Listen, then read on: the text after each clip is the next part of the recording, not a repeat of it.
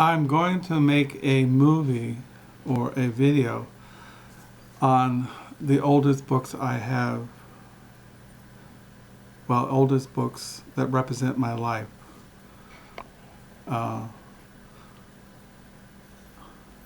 When I left California about 36 years ago, I did bring some books with me from California to Michigan. And these are the books, some of the books I had when I left California to go to Bible college, or books that are have been my favorite books, or books that represent my life, my spiritual life, my development, my early history as a young man and as a Christian. Well, the first book I want to mention is the oldest book I have is a Bible from my grandfather. You notice here it says Johnny Ray by his grandfather on Christmas 1963. And then I have written here, Grandpa died May the 13th, 1968. So, and in this Bible, when I became a Christian, I must have used this Bible because inside of it, it's all marked up. And I have all these notes in it. And then I have things like this from the Times. Jesus, Revolution, Power. It's a little track. So I must have used this Bible, and this Bible is not a King James, it's a Revised Standard. It's all marked up. I don't mark my Bibles up. I haven't for years, but if you can tell, it's all marked up inside, all kinds of notes. And so this is the first Bible I used, and I probably was 17, 18 years old. When I was in high school, I knew these kind of what you call hippie types. And they gave me this book, and I've kept it all these years. And inside of it is these notes, and they're from these people. One of the guys was named Dana Brown, and Dana Brown was the person that I bought my LSD from. When I was in high school, I was really into LSD. And these are I collect books on LSD. This is called LSD, the Consciousness Expanding Drug, edited by David Solomon, introduction by Timothy Leary. And I have this book, Varieties of Psychedelic Experience. I've had these books for years. And, also, when I was in high school, one of the oldest books I have is my Bahai World Faith, Selected Writings of Baha'u'llah and Abdul-Baha. When I was in high school, I was not only into Young Life, which is a Christian youth organization, but I was in Bahai World Faith, and I would go to meetings, and this is the oldest book I have. And one thing else, when I was a new Christian, I always read the writings of St. John of the Cross. And it's only been the last several years that I can really, as I've grown spiritually, and I've come to really appreciate him more and more, St. John of the Cross, especially The Dark Night, which I read almost every year. So these kind of represent my early Christian life when I was 18, 19. This when I was in the 12th grade, when I was in high school, these books. When I first became an early Christian in 1970, I became a Christian. I started following the Lord Jesus Christ.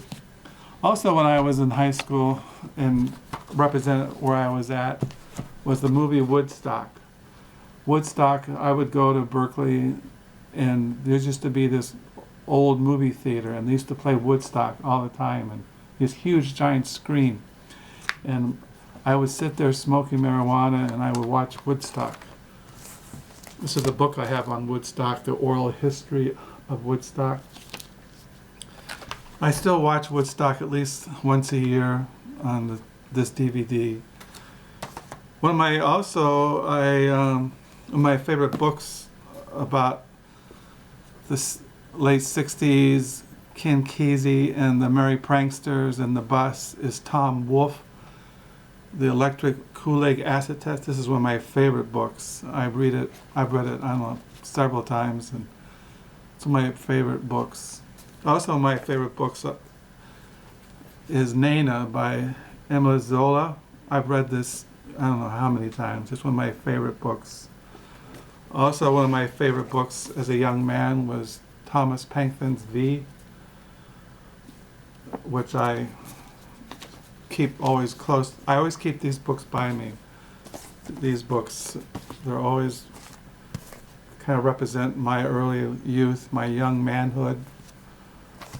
One of the other books that influenced me in my early Christian life was Thomas Kempis, The Imitation of Christ.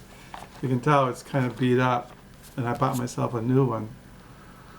And so I used to carry this book when I used to hitchhike up and down the coast when I was in high school.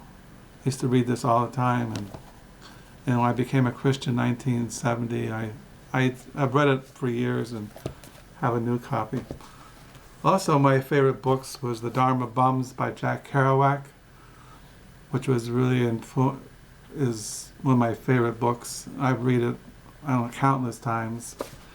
And Howl by Ginsberg. I used to carry this around in my backpack for years, Howl. When I was in seminary, Ginsberg came to Jackson, Mississippi, and he spoke at a small black liberal arts college, and I went and heard him, and he signed my copy of Howl.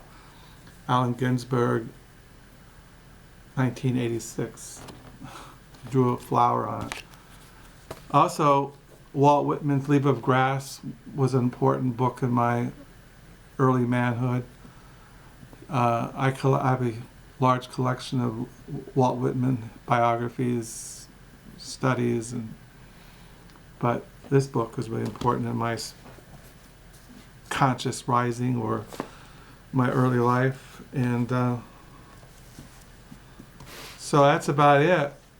These are the books that kind of represent my beginnings of my cosmic consciousness or becoming aware of the world beyond myself, and my early days as a Christian, and how I look at life and how I want to live my life, like the Dharma Bums. And Dimensions of Visions of Cody, this kind of represents my view of why I write a diary, how come I got into writing a diary. It's one of my favorite books. I read it all the time, and I have it on tape. And I also have the Dharma Bums on CD-ROM. I listen to it all the time. Walt Whitman, I read it all the time. Imitation of Christ. I don't take LSD anymore, but that was a part of my spiritual life, was psychedelic experience. Into Bahai world faith, into the Dark Knight, St. John of the Cross, and the Bible. The Bible has become,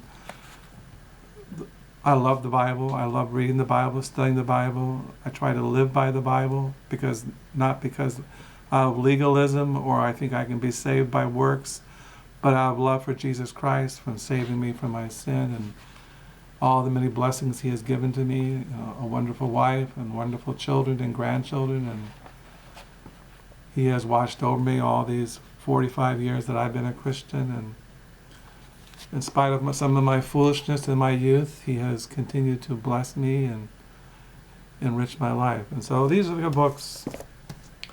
Nana, I should read this again. Zola is one of my favorite writers. Thomas Pynchon, V. I like Gravity Rainbow too. And Tom Wolfe. I like all Tom Wolfe's writings. He's a great writer. And I should watch Woodstock.